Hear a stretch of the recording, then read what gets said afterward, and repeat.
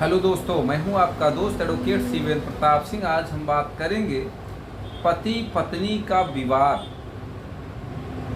क्यों चलता है, या आज के समय में जो पति पत्नी का विवाद है 498 ए जैसे केस हैं, 125 जैसे केस हैं, घरेलू हिंसा जैसे केस इतने ज़्यादा मात्रा में माने कोर्ट में समझिए कि इन मुकदमों की बाढ़ सी आ गई है।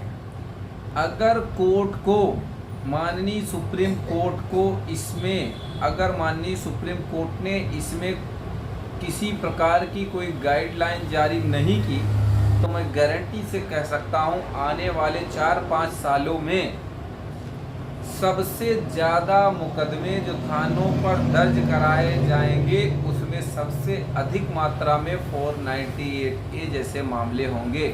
पति पत्नी जैसा विवाद होगा, सबसे अधिक मात्रा में जो विवाद होगा वो पति और पत्नी वाला होगा। अब देखिए इन मुकदमों में सच्चाई क्या है, ये ऑनरेबल सुप्रीम कोर्ट, अलग अलग हाई कोर्ट से ये कह चुके हैं कि इनका सिर्फ और सिर्फ दुरुपयोग किया जा रहा है। अच्छा, इनके दुरुपयोग से दुरुपयोग किसका किसका हो रहा है? पति का दुरुपयोग हो रहा है, पति के पैसे का दुरुपयोग हो रहा है, पत्नी का दुरुपयोग हो रहा है, पत्नी के पैसे का दुरुपयोग हो रहा है, दोनों के भविष्य का दुरुपयोग हो रहा है। अब इससे अगर बचना है, देखिए शादी विवाह में जब तक शादी हुई नहीं रहती है तब तक तो दोनों परिवारों के बीच इतना प्रेम रहता है और सब कुछ इतना ठीक रहता है कि मानो राम और सीता की जोड़ी है, ये चर्चा है। शादी के बाद से ही ऐसा क्या बिगड़ जाता है?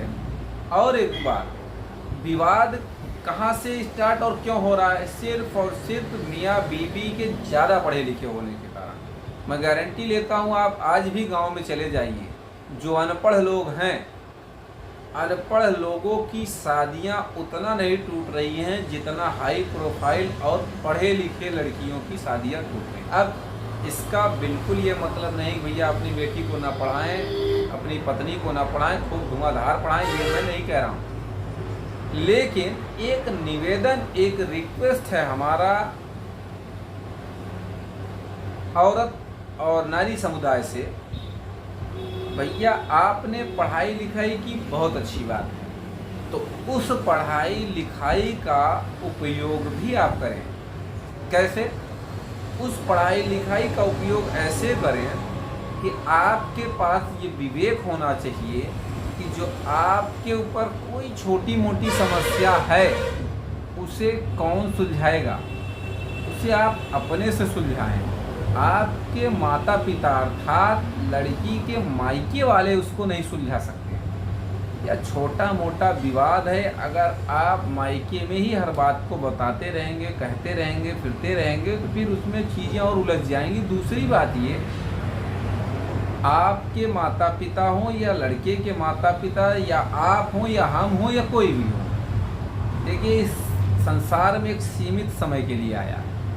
अगर सीमित समय सबका है तो उस सीमित समय को एंजॉय करें, मुकदमों में ना गंवाएं। मुकदमों में अगर आप गंवाएंगी या गंवाएंगे तो उसका फ़ायदा सिर्फ और सिर्फ हमारे जैसे वकील को या हमारे और किसी प्रिय भाई को उसका फ़ायदा मिलेगा। उसका फ़ायदा का मतलब आपको लूट नहीं लिया जा रहा, वो अलग की बात है। उसका फ़ायदा का मतलब भाई आप किसी न किसी वकील के पास तो जाएंगे अपनी समस्या लेकर। दूसरी बात ये कि देखिए हर एक माता का ये कर्तव्य होना चाहिए कि हम अपनी बेटी के घर को बचाएं। हर एक भाई का कर्तव्य होना चाहिए कि हम अपने बहन के रिश्ते को बचाएं। यहाँ पे माता है, पिता है, भाई हैं, ये तुरंत आवेश में आके हम तुमको ऐसा कर देंगे, वैसा कर देंगे, ये कर देंगे, वो कर देंगे। सच्चाई जरा खोल के देख लो बच्चा लोग, कितने मुकदमे हो रहे हैं 498 के, उसमें कितना किसको फांसी हो जा रही, जरा उसको भी ध्यान कर लो, और किसको कितने समय में क्या लाभ मिल जा रहा है उसको भी ध्यान में रख लो, तब जाके मुकदमा करना। वरना यार ये समझो कि जिसके ऊपर तुम मुकदमा करने जा रहे हो ऐसा नहीं है कि वो हमेशा लाठी लेके दौड़ा रहा है तुम्हारी बहन को या तुम्हारी बेटी को। क्या वो प्रेम करता है, पत्नी मानता है उसे?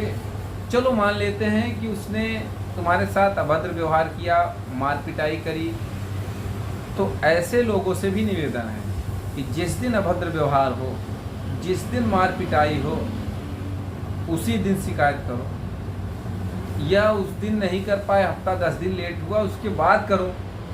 यहाँ 498 है कि आप 90% केस उठा के देख लो भैया, FIR को देख लो। मार पिटाई या घटना की बात 1 साल पहले हो रही, FIR दर्ज हो रही मायके में बैठ के, कोर्ट क्या इस चीज़ को समझ नहीं रहा है? तो भैया मायके में तुम 1 साल से हो, जब बार बार ले आने की बात कही गई तो तुम्हारी कुछ ना कुछ डिमांड हो गई, तुम्हारा कोई ना कोई जो है बहाना हो गया, तुम्हारी कोई ना कोई वहाँ शर्त हो गई। हर शर्त मानने के लिए भी आदमी तैयार हो गया तो पता चला तुम्हें नौकरी करना, चलो ठीक है नौकरी भी करना है, तो पता चला तुम्हें सास ससुर के साथ नहीं रहना है। हमने ऐसे घर देखे हैं, ज़्यादातर मुकदमे हमारे पास कई इस तरह के मुकदमों की भरमार है।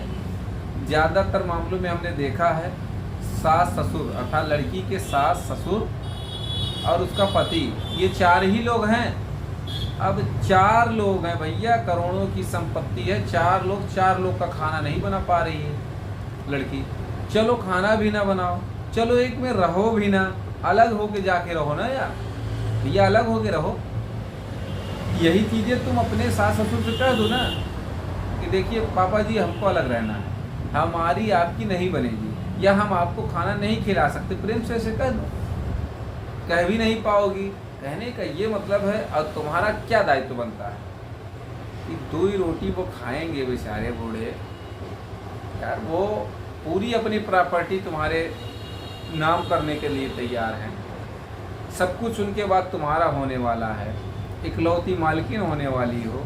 तो कहने का ये मतलब है, ऐसा बिल्कुल भी मैं नहीं कह रहा हूँ कि इसमें पति की गलती नहीं होती है। देखिए अगर कोई विवाद बनता है, खड़ा होता है, तो उसमें पति पत्नी का बराबर का सहयोग होता है, बराबर की साझेदारी होती है। जिस प्रकार जब खुश दोनों लोग रहते हैं तो दोनों की वजह से खुश रहते, उसी तरीके से जब विवाद होता है तो दोनों की वजह से होता है। मैं ये नहीं कह रहा हूँ कि पति की गलती नहीं, लेकिन पढ़ी लिखी पत्नी का ये मतलब है उसे घर चलाना आना चाहिए। घर को एक पूरे जितने मोती हैं उसको एक माला में पिरोना आना चाहिए, तब तो बात जमती है, तब तो तुम आदर्श बहू हो।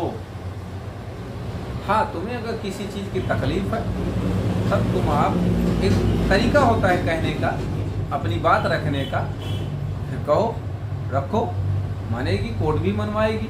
उम्मीद करता हूँ, आशा करता हूँ आज की यह जानकारी आपको बेहद पसंद आई होगी। अगर जानकारी पसंद आई तो वीडियो को लाइक करें, शेयर करें, यूट्यूब चैनल को